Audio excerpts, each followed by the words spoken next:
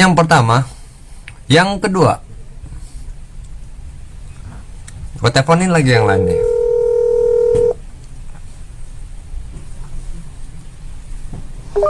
Halo. Saya panggil nama kamu sembarangan aja ya, Nana ya. Atau Siti Koma. Saya mau tanya, kamu pernah bekerja dengan majikan yang sama dengan si N sebelumnya? Pernah 3 tahun 3 tahun di sana. 3 tahun di sana. Kamu juga. Somehow I woke up out in Beverly, fucked up, smelling like that bourbon, and I end up alone. I'm not certain. Oke, assalamualaikum warahmatullahi wabarakatuh. Ketemu meninggalnya Baginda Sari Wajah orang apa orang kepenak. Apa kabar kalian semuanya? Semoga selalu dalam keadaan sehat dan happy tentunya.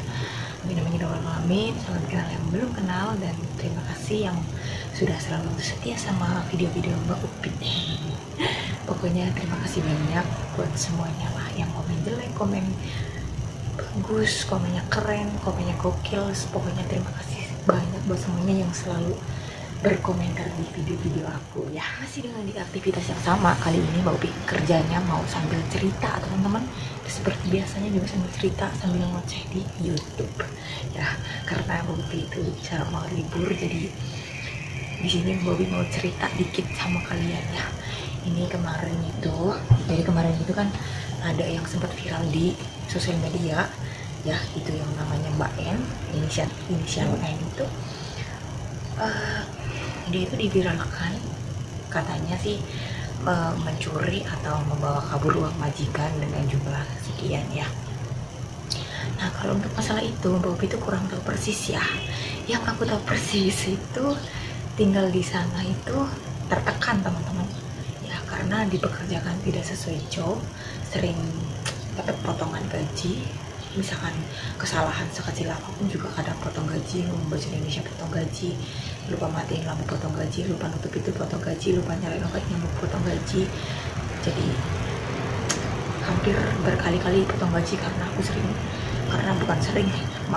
salah ngomong, karena aku pernah kerja di sana 3 tahun. Ini aku TKW pertama yang kerja di sana 3 tahun. Jadi kalau misalkan dia kabur dan diviralkan dengan omongan yang seperti itu, menurut aku ya, karena menurut aku mungkin hutang piutang itu mungkin ada di antara kedua belah pihak ya. Tapi kalau misalkan sampai kabur begitu, mungkin dia udah tertekan banget ya, karena waktu itu juga aku dulu ditawarin tambah kontrak dan tambahin gaji gitu kan, tapi aku menolak ya. Aku lebih baik cari yang lain dengan gaji standar dan peraturan kerja yang normal gitu ya. Kalau di sana peraturan kerjanya itu nggak banget ya, ngerusakin barang apapun dipotong gaji. Aku ini yang dulu juga pernah tuh dipotong gaji, yang pas ada kulkasnya itu, kulkas merek apa gitu ya, katanya satu kulkas itu harganya 70.000 atau berapa gitu ya. Nah, di situ pintunya itu ada yang pintok dikit banget, segini dikit banget, ada 7 titik. Nah, di situ di dapur itu katanya ada CCTV, tapi majikan itu tidak bisa membuktikan kalau itu aku yang merusakin. Nah, di situ dia mengklaim kalau itu aku yang merusakin, karena waktu itu aku nggak bisa bahasa sama sekali, dan masih kecil, masih takut ya. Jadi aku iyain aja, aku membiarkan dipotong begitu saja 10.000 NT teman-teman, itu ganti kulkas ya. Jadi terus baju dicuci itu luntur, di sini ada bagian minyak. Nah, aku gosok.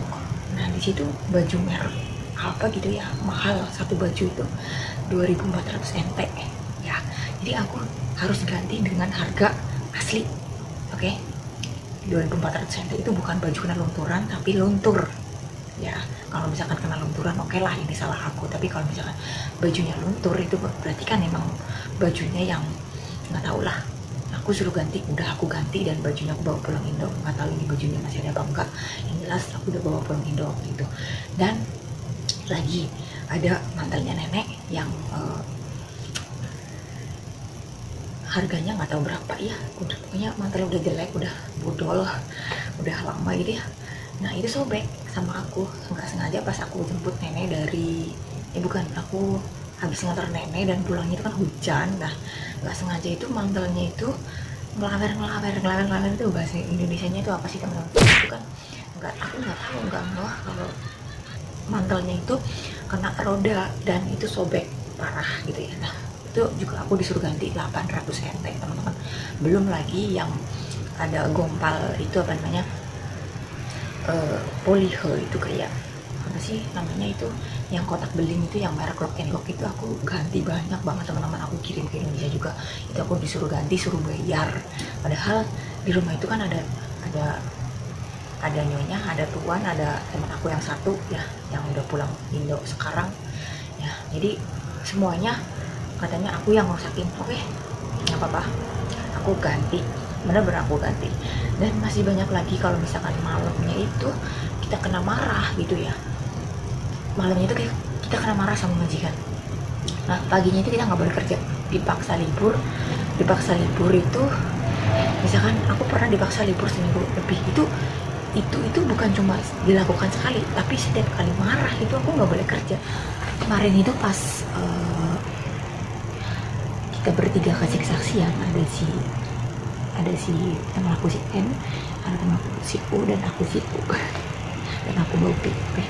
Jadi habis itu dia scroll komentar dan dia mentranslate, mengartikan semuanya ke bahasa Mandarin ya. Jadi dia itu super kepo, semuanya ditranslate, dan akhirnya dia nemu komentar dari temen aku, dan akhirnya dia inbox langsung orangnya gini-gini, kamu juga mengerikan, kamu juga pernah ngebit ibu aku gini-gini. Aku pribadi pun aku pernah teman-teman, jadi ini aku memviralkan diri aku ngomong sendiri sama kalian, aku pernah nyebit ibunya dia, aku pernah nyebit nenek. Oke, kenapa aku nyebit? Si nenek itu kan doyan banget berak ya, kalau berak itu ke mana-mana. Oke, jadi setiap pagi harus bawa dia ke WC dulu ya. Jadi lama banget aku tungguin di WC nggak BAB, giliran naik motor dia BAB di motor. Aku kalau pulang ngejemput dia juga kadang-kadang ngencingin punggung aku gini, ya Allah. Terus majikan itu taunya aku harus on time, majikan itu taunya aku harus kerja ke rumah tetangga sana, ke rumah tetangga sini, ke kontrakan gitu ya, mana cukup waktunya. Jadi mereka itu taunya itu cuma kita harus selalu on time, mereka nggak tahu suka dukanya ada ke orang tua, itu mereka nggak tahu ya, karena itu mereka cuma taunya itu merintah gitu ya, merintah aja. Dan lagi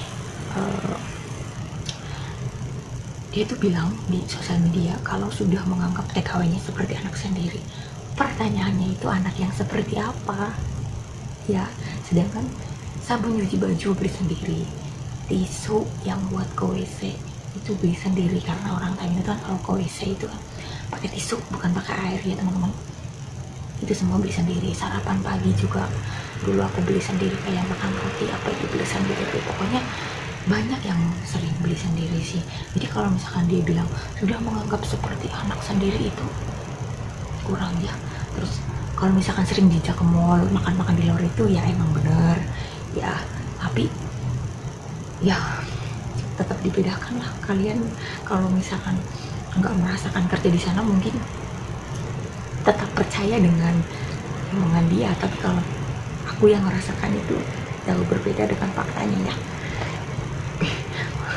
Omongan dia kayak si A, kenyataannya itu B.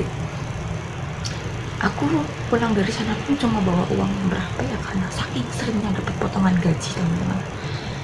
Aku pernah lapor ke agensi juga nggak respon.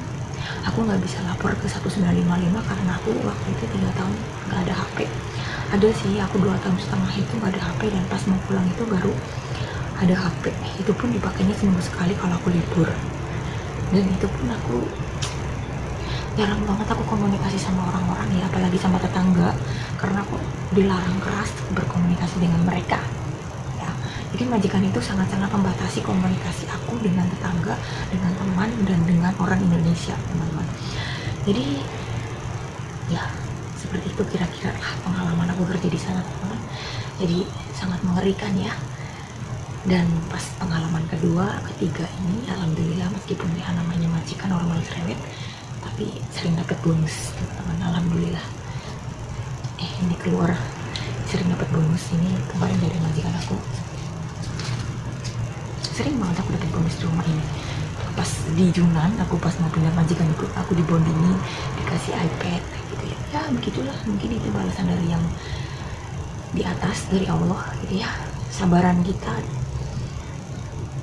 itu membuahkan hasil, dan aku juga sekarang udah punya rumah sendiri hasil nguli di Taiwan gitu ya. Sering kirim ke orang tua, hampir setiap hari juga bisa telepon ke Indo gitu ya. Itu buah dari kesabaran aku, teman-teman. Oke, ini ada tambahan lagi ya teman-teman. Jadi majikan pun tidak pernah memberikan uang gaji kita secara cash ya. Waktu itu aku nggak pernah pegang uang 1 ente pun ya, kecuali kalau aku dapat dari si Ai yang aku apa itu namanya bersihkan rumahnya. Tapi Ai itu bilang, kamu jangan ngomong sama bosmu ya. Aku waktu itu setiap kali kesana dikasih 100 ente teman-teman. Jadi aku uangnya kumpulin, aku buat beli HP yang celiring, HP celiring teman-teman. Aku beli sama Cece Vivi yang dulu kerja bareng aku juga. Tapi ya sama aja kan, aku nggak ada internet, jadi pulsa juga nggak punya karena aku nggak punya duit. Ya aku cuma dapat 100 ente sebulan sekali, atau ya kalau misalkan pas kerja di sana gitu ya. Kadang kan kita di pekerjaan itu ganti-ganti, kadang si A, kadang aku, kadang dia lagi, aku lagi gitu. Nggak mesti harus selalu aku yang kesana gitu. Jadi kita ganti-ganti sama teman aku gitu loh teman-teman. Jadi kalau misalkan dia nganggap seperti anak sendiri itu anak yang gimana, orang kita geraknya aja nggak bebas ya, uang aja nggak pernah pegang. Ya udahlah teman-teman. Oke teman-teman, segitu dulu video hari ini. Terima kasih banyak buat semuanya yang selalu setia sama Bobby. Bye bye. Wassalamualaikum warahmatullahi wabarakatuh.